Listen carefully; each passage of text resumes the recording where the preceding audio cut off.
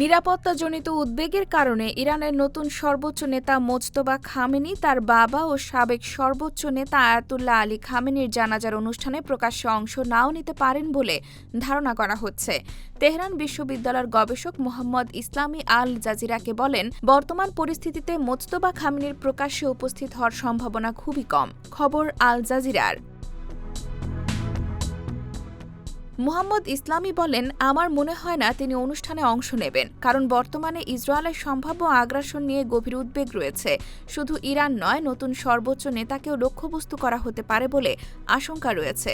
ইসলামির দাবি, ইসরায়েল আন্তর্জাতিক আইনকে গুরুত্ব দেয় না এবং প্রকাশ্যেই ইরানের বিরুদ্ধে নতুন সামরিক অভিযান চালানোর হুমকি দিয়ে আসছে।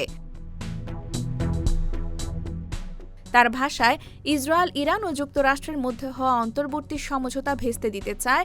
এ ধরনের পরিস্থিতিতে নতুন সর্বোচ্চ নেতার জনসম্মুখে উপস্থিত হওয়া বড় ধরনের নিরাপত্তা ঝুঁকি তৈরি করতে পারে।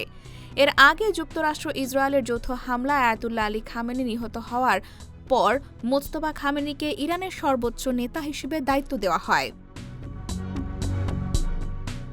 এদিকে রাজধানী তেহরানে খামেনির জানাজায় লাখো মানুষের অংশগ্রহণের প্রস্তুতি চলছে।